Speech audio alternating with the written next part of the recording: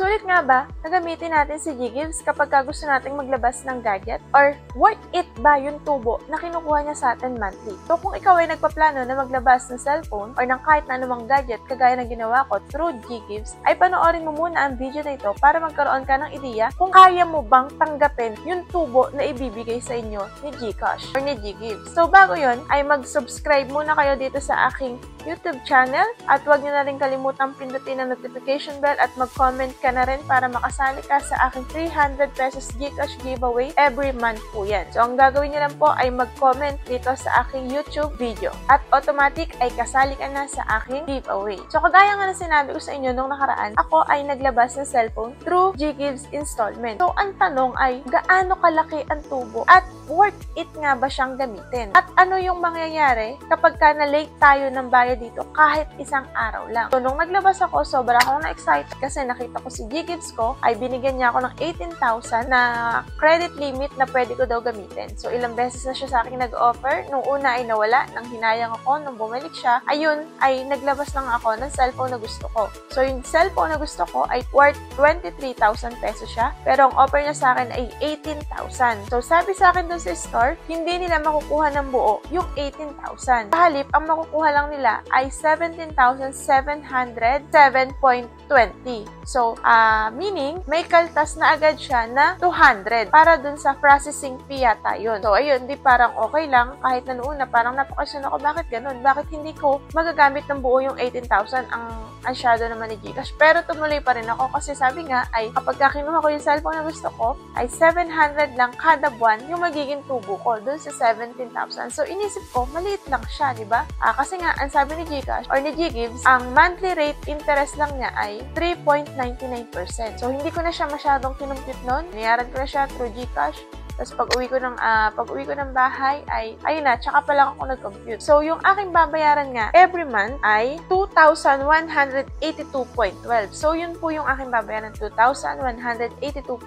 So ang ginawa ko kasing plan ay 12 months to pay or 1 year to pay. So yung 12,000 ay yung 2,182.12. Kapag tinimes mo siya sa 12, ang kalalabasan niya ay 26,893.44. So, bigla akong napaisip kasi ang nagamit ko lang naman kay GGives ay 17,700 something nga. Ngayon, kung ima-minus ko yung 17,000 na nagamit ko sa GGives kay 26,893.44 na kailangan kong bayaran sa buong isang taon, ang tinubo sa akin ni GCash ay 9,191.24. So, para sa inyo guys, worth it ba itong ganitong kalaking tubo para sa isang taon? So, alam ko na nakakapaglabas din kayo sa iba pang home credit o kaya credit card, pero hindi ganyan yung nagiging total niya, di ba? Hindi ganyan yung nagiging tubo. So, 3.99 every month pala siya. Kaya, yung 3.99 times 12 ay naging 47.88 sa loob ng isang taon. So, yung percent niya, times natin siya, tapos 17,700 to 7.20, ang kinalabasan nga ay ayun. So, 9,100. So, para sa akin, pakabigat nitong bayaran. Kasi, biruin mo, 17,000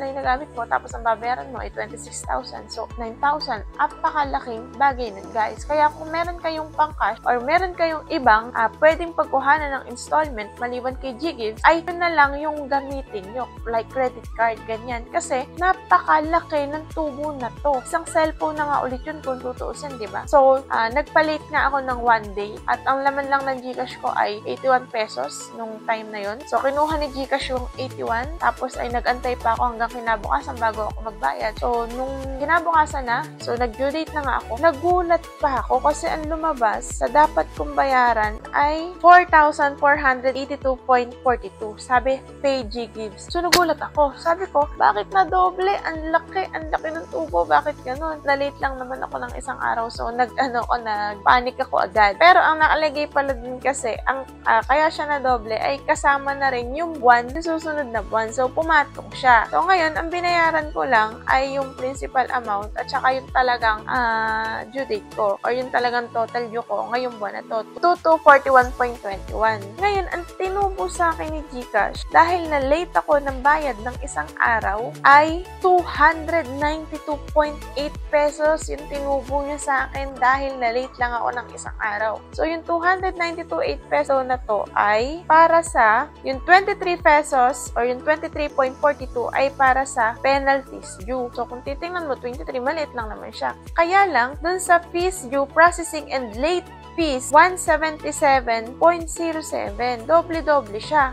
Kasi may penalty ka ng babayaran, meron ka pang late fees na babayaran. Kaya, ayun, tinubuan niya ako ng ganung kalaki. So, para sa inyo guys, tatanungin ko kayo, worth it ba yung ganung kalaki na pagdudusahan mo ng isang taon, diba? Disclaimer lang po, pero kung gusto niyo pa rin pong gamitin si GCash or si GGives, ay pwede po, kayo po yung masusunod yan kasi kayo naman po yung magbabayad yan. Pero ako, na naka-experience na, ay tatapusin ko lang to at never ever ko na ulit gagamitin si GGives. Kasi kahit 3 months to pay ko lang siyang kunin, malaki pa rin naman yung nagiging tubo niya sa akin. Kasi 3.99% nga per month. Hindi lang naman doon sa total natin, di ba? Halimbawa, 17,000 yung kinuha ko. Hindi lang naman 13% yung tubo. Hindi lang naman 3% yung tubo. Kung hindi, ita times mo pa sa kada buwan. Ilang buwan mo siya kukunin. So, malaki siya kapag pinagsama-sama, guys. Kaya, kung may iba kayong pwedeng gamitin, ay yun na lang yung gamitin nyo kaysa dito. So, yun lang. At nasa sa inyo pa rin naman kung gusto nyo gamitin si GGives. At ako ay nagbibigay lang naman ng aking experience. So, hindi ko naman kayo pinipigilan na gamitin ito. O kaya ay